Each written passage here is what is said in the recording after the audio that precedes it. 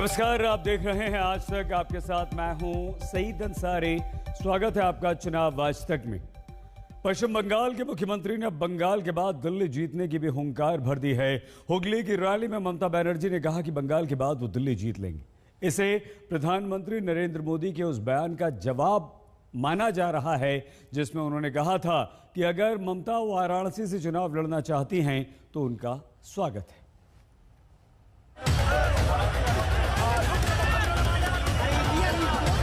बनारस के लोग इतने बड़े दिल वाले हैं कि आपको बाहरी नहीं कहेंगे।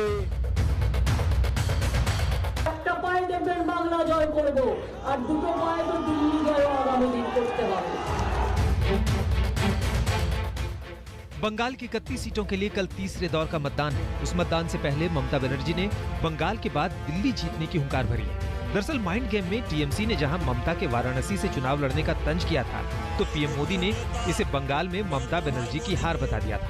वहीं उन्हें वाराणसी से चुनाव लड़ने का न्योता दे दिया था।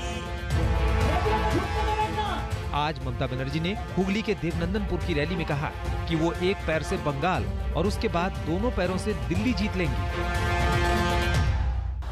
दीदी, मेरे बनारस के लोग, मेरी काशी के लोग, यूपी के लोग इतने बड़े दिल वाले हैं, इतने बड़े दिल वाले हैं कि आपको बाहरी नहीं कहेंगे, आपको टूरिस्ट नहीं कहेंगे, आपको टूरिस्ट गैंग भी नहीं कहेंगे।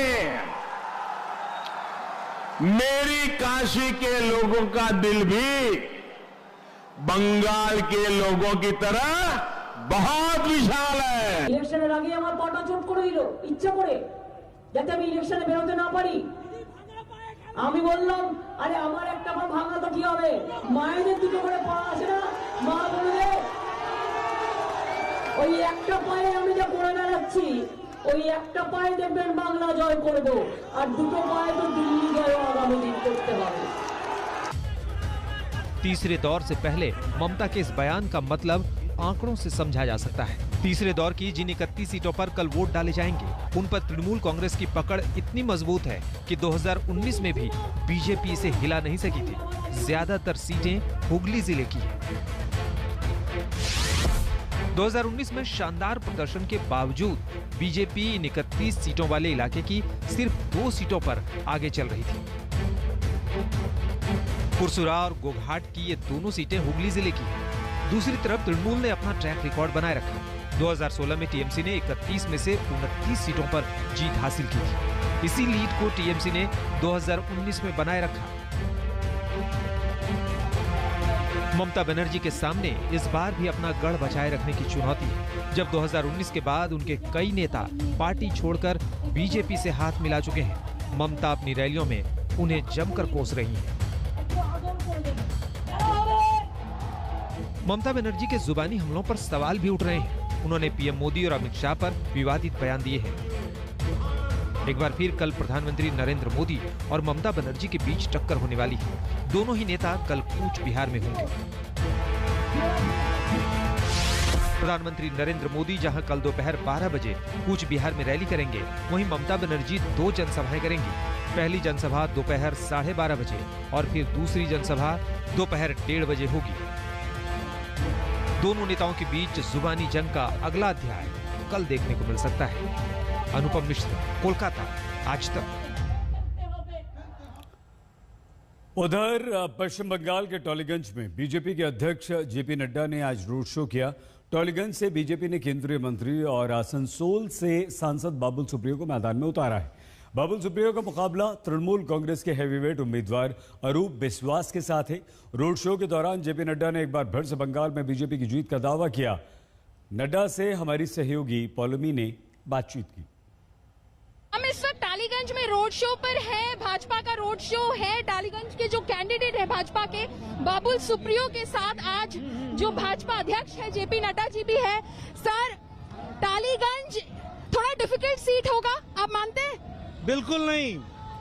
यहाँ की जनता ने तय कर लिया है कि बाबुल सुप्रियो को अपना नुमाइंदा बनाकर टॉलीगंज का जो गौरव है उसको स्थापित करना है। और जो गौरव पिछले 10 सालों में टोलाबाजी, तुष्टीकरण, तानाशाही, गुंडागर्दी और भ्रष्टाचार से जुड़ा हुआ था, उससे टॉलीगंज के लोग निजात पाना चाहते हैं। और एक तरफा आप देख रहे हैं क्या इंथुजियाज्म है। मैं चाहूंगा कि आपका कैमरा दिखाए कि किस तरीके से लोग पूरे हर्ष उल्लास के साथ इतनी धूप में और इतनी गर्मी में पूरी ताकत के साथ सड़कों पर आकर के बाबुल सुप्रियो का स्वागत कर रहे हैं, भारतीय जनता पार्टी का स्वागत कर रहे हैं। ये बताता है कि टॉलीगंज ने अपना निर्णय दे दिया है और चुनाव में बाबुल सुप्रियो और भारतीय जनता पार्टी को जीत निश्चित है। सर, दक्षिण 24 परगना में हम हैं, ये टीएमसी का बैस्टियन माना जाता है। थर्ड फेज से आपको लग रहा है कि असली मुकाबला शुरू हो रहा है, अब चैलेंज शुरू हुआ? ऐसा है कि जब आपने कहा कि अब चैलेंज शुरू हुआ, इसका मतलब कॉलोनी की 2 फेजेज में तो हम निकल गए आगे। अब जो थर्ड की बात है, बैस्टियन ही समाप्त, पूरे बंगाल से ये बैस्टियन समाप्त है। ममता खेल शेष हो गए एकदम खत्म हो गया है, शेष हो गया है और भारतीय जनता पार्टी का उदय तय है। अच्छा सर, ये जो ऑडियो टेप्स, कुछ अनवेरिफाइड ऑडियो टेप्स आए हैं अभिषेक बैनर्जी को लेकर, वो तो कह रहे हैं कि ऑथेंटिकेट कर नहीं सकते टेप्स को, आपका क्या कहना है? देखिए, ऑथेंटिकेट करें ना करें, जैसी करनी वैसी भरनी, और सच्चाई छुप नहीं सकती कभी बनावट के उसूलों से, खुशबू आ नहीं सकती कभी कागज के फूलों से। तो ये अब जितनी भी बनावटी करना है कर लें, लेकिन हम लोगों ने तो पहले कहा सिंडिकेट राज और जनता ने कबूल किया है। हमने कहा टोलाबाजी, जनता ने कबूल किया। हमने कहा अम्फान में भ्रष्टाचार हुआ, हाई कोर्ट ने कबूल किया, सुप्रीम कोर्ट दौड़ के गई। हमने कहा भ्रष्टाचार हुआ है, जो मोदी जी ने अनाज भेजा टीएमसी के घरों से निकला। ममता जी ने कहा कट मनी वापस करो। अब लोग कह रहे हैं कि हमारा वोट वापस करो, हम बीजेपी को देना चाहते हैं। ममता बनर्जी के खिलाफ जो शब्द इस्तेमाल किए हैं पीएम ने, उनका कहना है कि एक महिला के खिलाफ ये उनकी बेइज्जती करना हो। ममता जी अगर संस्कृति की बात करें तो शर्म आती है। उन्होंने प्रधानमंत्री जी को जो शब्द बोले हैं वह आपत्तिजनक है। जो शब्द उन्होंने गृह मंत्री को बोले वो अति आपत्तिजनक हैं, और जो प्रधानमंत्री को बोले वो अति आपत्तिजनक है। और मुझ पर तो अलंकारों की बौछार हुई है। तो ये संस्कृति वाले लोग हमको संस्कृति समझाएं, ये उल्टे चोर कोतवाल को डांटे, ऐसे बराबर की बात है। दूसरी बात, हाँ, और दूसरी बात जो प्रधानमंत्री जी ने कहा, उन्होंने इतने आदर सूचक तरीके से दीदी को, और दीदी सुनती कम है इसलिए उनको याद दिलाया कि दीदी मैं कुछ बोलना चाहता हूँ। इससे ज्यादा आदर भारत का प्रधानमंत्री और क्या दे सकता है। लेकिन a bad craftsman blames his tools. जिन लोगों को हार निश्चित दिखती है वो ऐसे ही बहाने लगाकर बात का बतंगड़ बनाने की कोशिश करते हैं। तो टॉलीगंज में बाबुल सुप्रियो के खिलाफ खड़े टीएमसी के उम्मीदवार के पक्ष में प्रचार के लिए अजय बच्चन कोलकाता पहुंच गई हैं। बाबुल सुप्रियो ने कहा है कि बच्चन परिवार से उनके बहुत अच्छे संबंध हैं। उन्होंने अभिषेक बच्चन के लिए कई सारे गाने भी गाए हैं। ऐसे में जया बच्चन उनके खिलाफ कुछ भी नहीं बोलेंगी। जया बच्चन ने उधर प्रेस कॉन्फ्रेंस की और बाबुल पर कोई हमला नहीं किया। सुनिए बांग्ला में जया बच्चन ने क्या क्या कहा।